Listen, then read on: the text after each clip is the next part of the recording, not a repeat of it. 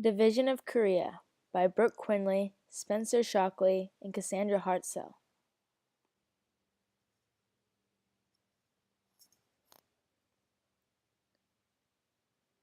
After the First Sino-Japanese War, Japan began to take control of Korea through puppet emperors.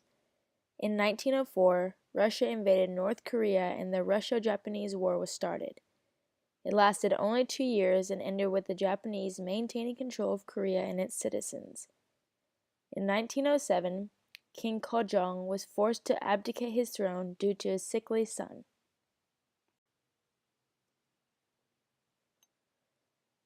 Japan officially annexed Korea in 1910 and began to strip them of the rights to religion, press, and assembly.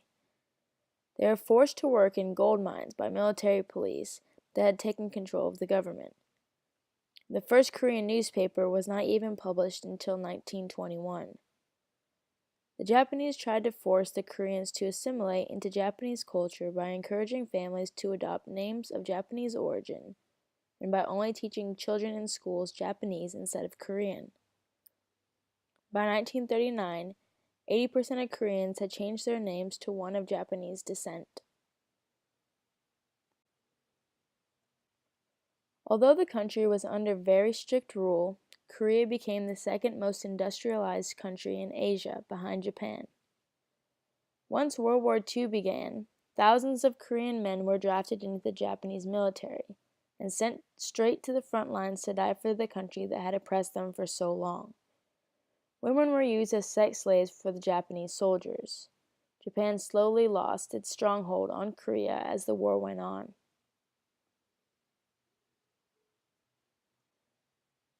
The Potsdam Conference, held in Potsdam, Germany, from July 17 to August 2, 1945, brought Allied forces, the United States and the Soviet Union, to the decision to jointly occupy Korea upon the defeat and surrender of Japan. Dividing the country in two, the Soviet Union would occupy northern Korea, while the United States occupied southern Korea.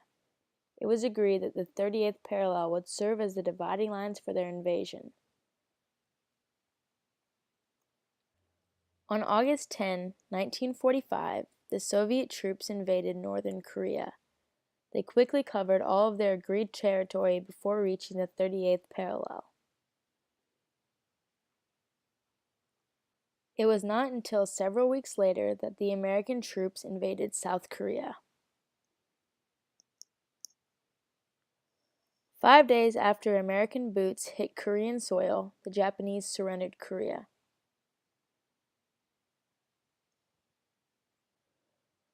On March 12, 1947, President Truman gave a speech now named the Truman Doctrine, which swore America's intolerance of communism and communist states, and America's assistance to any nation threatened by communism.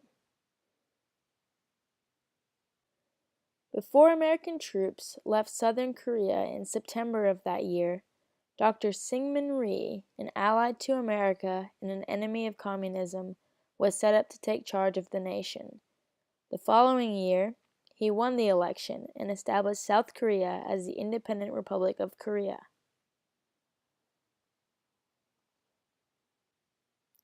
In September of 1948, after Soviet troops had left northern Korea, the Democratic People's Republic of Korea was established by Communist Kim Il-sung.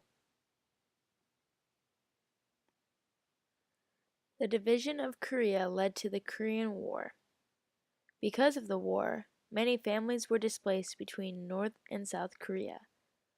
After the first 3 months of the war, approximately 57,000 South Koreans were reported as missing, and more than 500,000 homes had been destroyed.